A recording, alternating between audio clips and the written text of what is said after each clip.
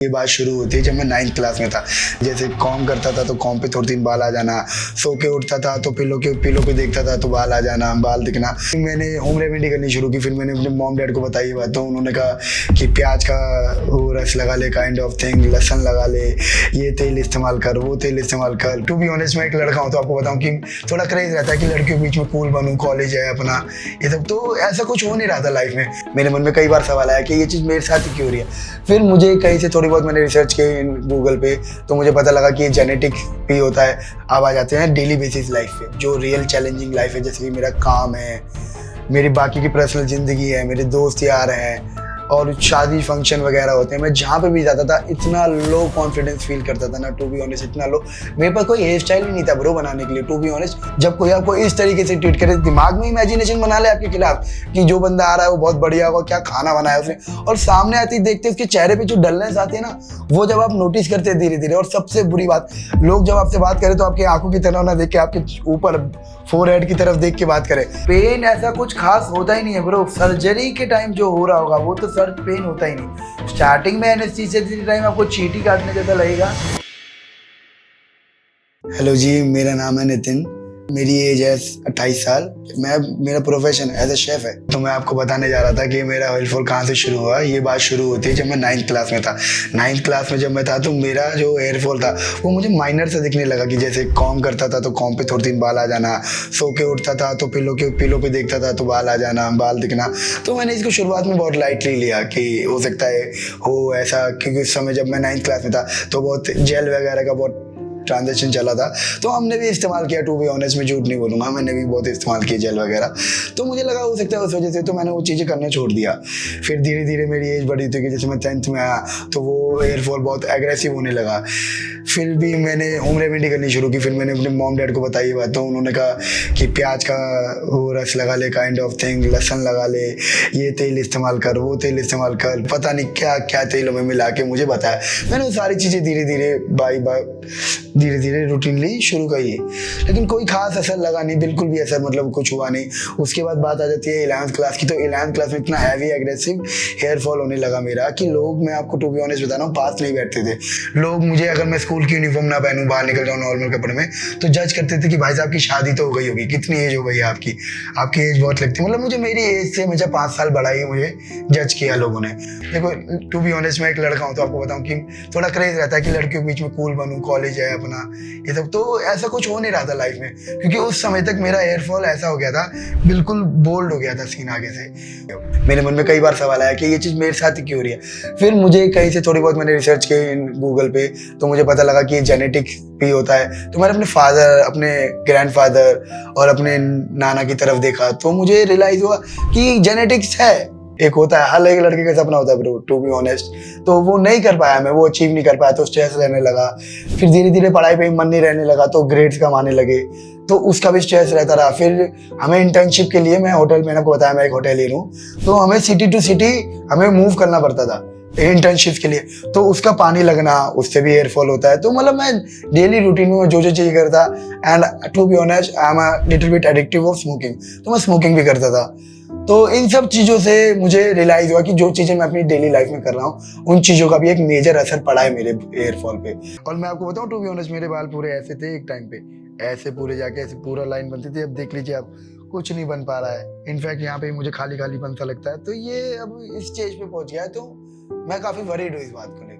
ये तो मैंने आपको पर्सनल लाइफ के बारे में बता दिया। अब जॉब लाइफ की बात करते हैं। वैसे मैंने बाय प्रोफेशन में एज अ शेफ हूँ, तो हमें कैप लगा के वेयर रखनी पड़ती है, मुझे उसमें कोई प्रॉब्लम नहीं। लेकिन जब कोई खाना अच्छा बनता है तो वो हमारे होटलों में ऐसा होता है, 5 स्टार रेस्टोरेंट बुलाते हैं मीटिंग के लिए कि कौन है ये शेफ, इससे बात कराओ, मुझे इससे मिलना है, I want to meet that chef.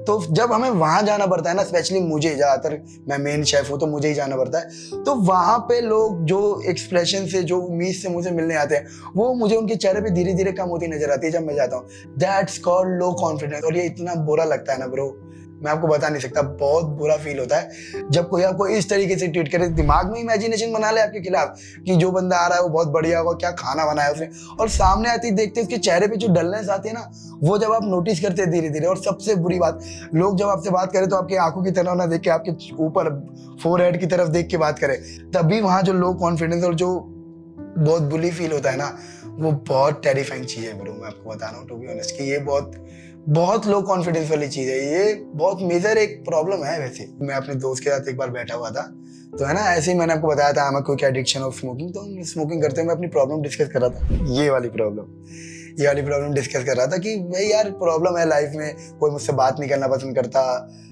लड़कियां भी नहीं बात करती हैं खास ज्यादातर, कोई मुझसे मतलब इतना लो कॉन्फिडेंस फील करता हूँ। तो उसने मुझे बताया कि भाई एक ट्रांसप्लांट करके भी कोई चीज आती है। पहले तो वो विग बोला था, लेकिन I don't like this kind of wig वगैरह, तो उसने कहा कोई ट्रांसप्लांट करके भी कोई चीज आती है भाई, तू उसके बारे में जरा रिसर्च कर। तो मुझे बात उस दिन तो उसकी समझ नहीं आई, मैं बहुत टेंशन में था। अगले दिन मैंने उसको रिसर्च किया, फिर मैंने रिसर्च किया तो मुझे पता लगा हाँ ऐसी कोई चीज तो होती है जो ट्रांसप्लांट से बाल आ जाते हैं, और रियल बाल होते हैं, अपने खुद के बाल जो बढ़ेंगे भी, कट भी कर सकते हैं हम, मतलब पूरे realistic.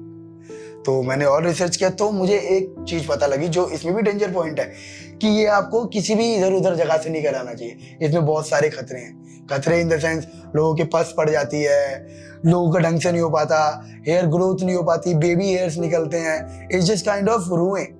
I don't know the proper English word, but रुए कहते हैं उन्हें हिंदी में, कि रुए निकल जाती हैं और मतलब बढ़िया नहीं होता। तो मैं और डर गया, फिर मैं डर गया तो मैंने और रिसर्च करने का सोचा इस बारे में। तो अब बारी आ जाती है मेजर क्वेश्चन कि फिर अगर इधर इधर किसी ऐरी गहरी जगह से नहीं करा सकते तो कौन सा क्लिनिक बेस्ट है इस चीज के लिए। तो वो एक बहुत बड़ा टास्क था मेरे लिए, टू बी ऑनेस्ट, बहुत बड़ा टास्क, क्योंकि मेरा सपना था बाल, मैं आप बता नहीं सकता हूँ कि सपना था मेरा बाल कि चाहिए, तो मैं किसी इधर उधर ऐरी गहरी जगह से नहीं करा सकता था।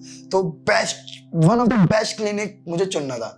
तो मैंने रिसर्च करनी शुरू की, मैंने दिल्ली में देखे बहुत सारे, चंडीगढ़ में देखे, और भी सिटीज हैं, जयपुर में देखे, मेरे को समझ नहीं आया, मतलब वो टू बी ऑनेस्ट वो मुझे सेटिस्फाई नहीं कर पाए। मैं आपको ऑनेस्टली बात बताऊं, वो मुझे सेटिस्फाई नहीं कर पाए। मैंने उनके रिजल्ट देखे, कुछ मुझे फेक लगे कि फेक रिजल्ट डाल रखे हैं, ये हो ही नहीं सकता, कहीं मुझे प्रमोटेड लगे कि प्रमोशन देके किया होगा या पैसे देके आए होंगे, मुझे मतलब कुछ जोल जाल लगा। फिर मुझे एक क्लिनिक नजर में आया, QHT, वो मेरी नजर में आया, और फिर मैं उसे 3 साल से लगातार फॉलो कर रहा था। उनके बारे में मैंने गूगल से रिव्यूज देखे, इंस्टाग्राम पे उनका पेज फॉलो किया, एक एक डिटेल में एक एक उन्होंने जो पोस्ट डाली मैं बहुत बारीकी से टेस्ट कर रहा था। और उन टेस्ट में मुझे एक चीज पता लगी कि एक बंदा है दिल्ली का, मैं बंदे का नाम नहीं लूंगा, एक बंदा है दिल्ली का, उसने भी वहां से करा, और बाय द लक, कहते हैं ना दुनिया बहुत छोटी थी, बाय द लक वो बंदा मेरे दोस्त का जानकार निकला। तो मैंने अपने दोस्त से कहा भाई इस बंदे से मिलना है मुझे, I want to meet that guy. उसने कहा ठीक है भाई मिला दूंगा। फिर वो मुझे मिला, फिर मैंने उससे पूछा, मैंने कहा भाई क्या सीन है। उसने फिर मुझे बताया कि भाई मैंने वहां से कराया और मुझे कराए हुए 1 साल हो गए, क्या तू मुझे देख के बता पा रहा है मेरी ट्रांसप्लांटेड है। मैंने उसे देखा और वाकई में उसका बहुत ओरिजिनल रिजल्ट था, मैं पकड़ ही नहीं पाया था। मतलब मैंने 3 साल जो आपको बता रहा हूँ मैंने रिसर्च किया, और उससे पहले जो मैं अदर रिसर्च कर रहा था, मेरे को इतनी नॉलेज हो गई थी, मैं देख के सामने वाले को बता पाऊँ कि इसने विग लगा रखी कि नहीं लगा रखी, कि ये इसने बालों में कुछ करा रखा है नहीं करा, इतनी नॉलेज हो गई थी मुझे, मैंने इतना डिटेल में रिसर्च किया। और उसका नहीं लग रहा था, टू बी ऑनेस्ट बता रहा हूँ, नहीं लग रहा था। फिर उसने मुझे आप बताया, फिर मैंने कहा कि एक बार चलना चाहिए, देखना चाहिए, देखने के पैसे थोड़े लगते हैं, एक बार देख के आना चाहिए कि क्या है ये QHT। कई पॉपुलर नाम आगे आए हमारी आंखों के, जैसे कि अपने दया जी हैं, एक दया जी ने करा है यहाँ से, और अपना एक यूट्यूबर है फेमस टोपा भाई, उन्होंने करा है यहाँ से, और एक राउंड 12 में एक बंदा है, डोंट रिमेम्बर द नेम, वो पुलिस वाला बनता है उसमें, उन्होंने भी यहाँ से कराया। तो उनके जब मैं पहले देखता था ना वीडियो, तो मुझे उनके देखते थे, देखो टोपा भाई ने तो कभी अपना टोपा हटाया ही नहीं, टोपी ने, तो मुझे पता था वो बंदा बोल्ड है, बिल्कुल उसका सीन गया हुआ है। लेकिन जो मैं राउंड 12 की बात कर रहा हूँ, राउंड 12 वाले बंदे ने लगा रखा, वो टोपा नहीं लगाता था, वो बीच की मांग रखता था, तो उसका साफ एरिया नजर आता था कि वो बोल्ड है। और उसकी अब रिसेंट वीडियोस देखता हूँ तो वो बिल्कुल ही अलग है, बिल्कुल ड्रास्टिक चेंज है उसमें। वो बाल जो बंदा कभी पहले खड़े नहीं करता था, 0 वॉल्यूम बालों में, चपटे बाल, मतलब मैं भाई की बुराई नहीं कर रहा, भाई पसंद है मुझे, लेकिन टू बी ऑनेस्ट जो मुझे लगा कंडीशन बालों की वो बता रहा हूँ। और सडनली ड्रास्टिक चेंज, एक भाई के खड़े बाल फुल स्पाइक करके, मतलब रियलिस्टिक चेंज एक जो मुझे लगा, काफी अच्छा लगा। तो मुझे ये सारी चीजें फिर मैंने पता किया, तो मुझे पता लगा कि उन भाइयों ने भी यहाँ से कराया। तब जाके मेरा जो यकीन था वो और पक्का होता चला गया कि उनके देखे मैंने, और अदर वीडियोस भी उनके देखे, उन्होंने बिफोर आफ्टर के वीडियोस काफी सारे डाल रखे थे। ऐसा नहीं कि मैं यूट्यूबर्स की बात कर रहा हूँ या कोई फेमस बंदों की बात कर रहा हूँ, मैंने उनके इंस्टाग्राम पे देखा कि उन्होंने बिफोर आफ्टर भी डाल रखे हैं, कि एक बंदे ने बिफोर कराया, आफ्टर कराया। और मैं तो आपको बता ही चुका हूँ कि मैं एक रियल बंदे से भी मिल चुका हूँ, तो फिर मुझे लगा कि हाँ थोड़ा ट्रस्ट मेरा और बिल्डअप हुआ कि है तो रियल है। फिर मैं ये लगा कि मिलना चाहिए क्यूएसटी वाले से, तो मैं क्यूएसटी की टीम से मैंने कांटेक्ट किया। तो कांटेक्ट करते ही उन्होंने बहुत पोलाइटली मुझे बोला, ये सर आप पहले विजिट कर लीजिए, आप विजिट आइए एक बार। तो मैं गया उनके पास विजिट पे, मैंने कहा चले चलते हैं, क्या हो गया। तो उन्होंने मुझे बहुत अच्छे से ट्रीट किया, उन्होंने मेरी हर एक एंगल से फोटो खींची और उन्होंने मुझे बताया कि आपके इतने ग्राफ लगेंगे, कंसल्टेंसी इतनी पोलाइट वे में की, मेरे जो क्वेरीज थी एक एक क्वेरीज को ध्यान से सुना और उसका जवाब दिया बहुत पोलाइटली। ये मुझे उनकी बहुत अच्छी बात लगी कि उन्होंने मेरी एक एक क्वेरी को सुना, समझा और उसके बाद मुझे ऑनेस्ट रिप्लाई दिए कि ये हम कर पाएंगे, ये नहीं हो सकता, ये हो सकता है, ये नहीं हो सकता। उन्होंने मुझे 4000 ग्राफ बताया और ये मुझे बेयर मिनिमम अमाउंट लगा कि 4000 ग्राफ आपके बालों में लगेंगे। जब मैंने उनसे बात की तो मैं कंफर्टेबल उन्होंने मुझे किया, तो मैंने अपॉइंटमेंट बुक करने के बारे में सोचा। तो उन्होंने कहा कि आप अपॉइंटमेंट बुक कर लीजिए। तो मेरी आज की अपॉइंटमेंट है क्यूएचजी क्लिनिक में जो हरिद्वार में है। मैं हरिद्वार में आया हूँ इनकी क्लिनिक में। इनकी 2 ब्रांचें और हैं, एक दिल्ली में है और एक हैदराबाद में है। तो मैं अब यहाँ आ चुका हूँ, मेरी डॉक्टर से कंसल्टेशन हो चुकी है, मेरा फोटो सेशन भी हो चुका है, मेरी ब्लड सैंपल रिपोर्ट भी हो चुकी है।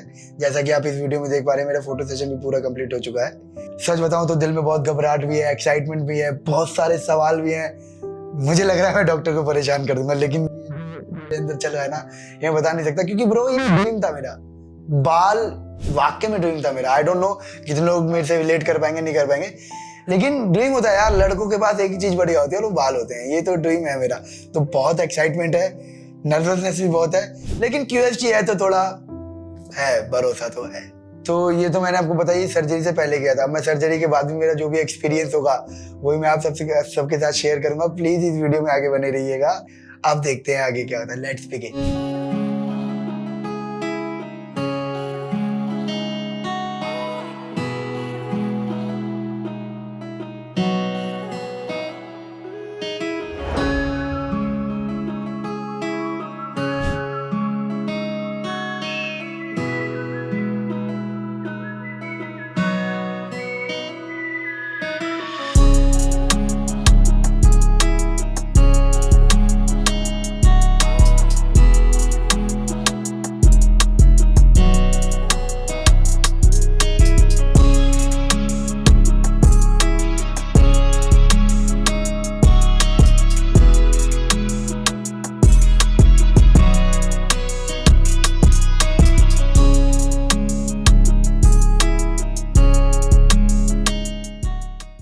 जैसा कि आप देख सकते हैं कि मेरा हेयर ट्रांसप्लांट पूरा हो चुका है क्यूएसटी से।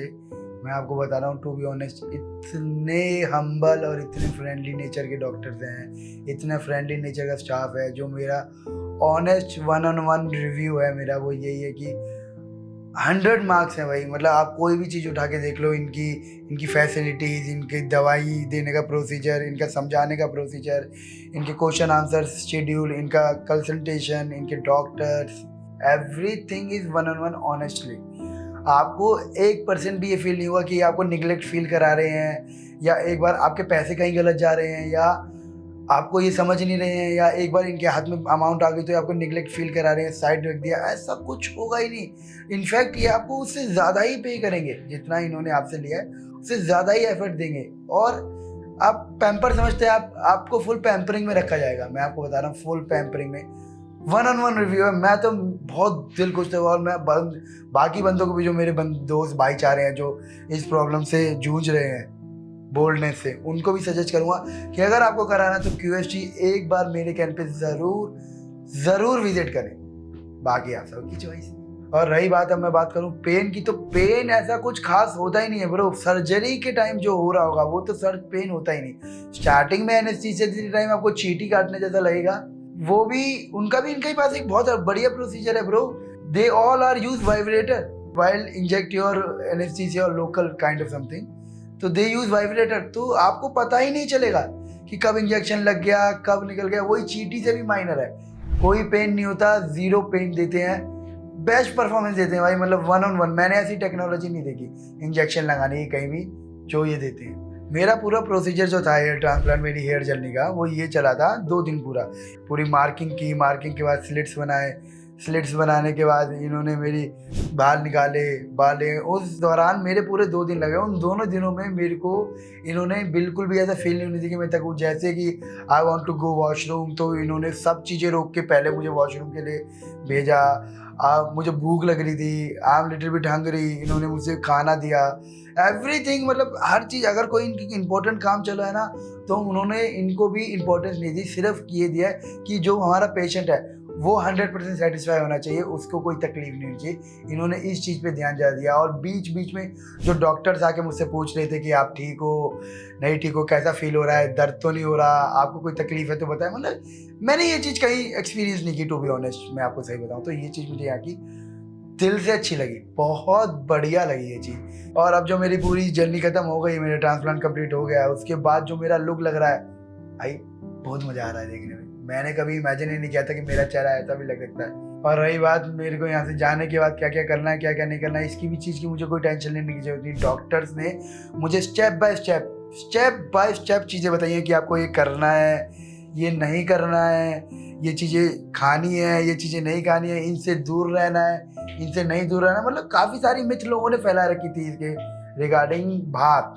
वो सारी मेरी मिथ को इन्होंने ऐसे दूर भगाया ना कि क्या बताऊँ मैं आपको, मेरी सारी टेंशन ही दूर हो गई। ये चीज़ मुझे काफ़ी अच्छी लगी। डॉक्टर ने स्टेप बाय स्टेप, इनफैक्ट मुझे बताया भी नहीं है, रिटर्न में लिख के भी दिया यार। ऐसा कौन करता है, रिटर्न में भी लिख के दिया। बहुत बढ़िया लगा मुझे इन्होंने वो चीज़ें। और बाकी जब मेरी PRP होगी, मैं PRP सेशंस के लिए भी यहाँ पे आऊँगा, तब मैं आपको मेरी जो भी हेयर की कंडीशन होगी वो सारी आपके साथ शेयर करूँगा। बाकी जब रिजल्ट आता है तब भी हम आपको दिखाएंगे। Keep in touch.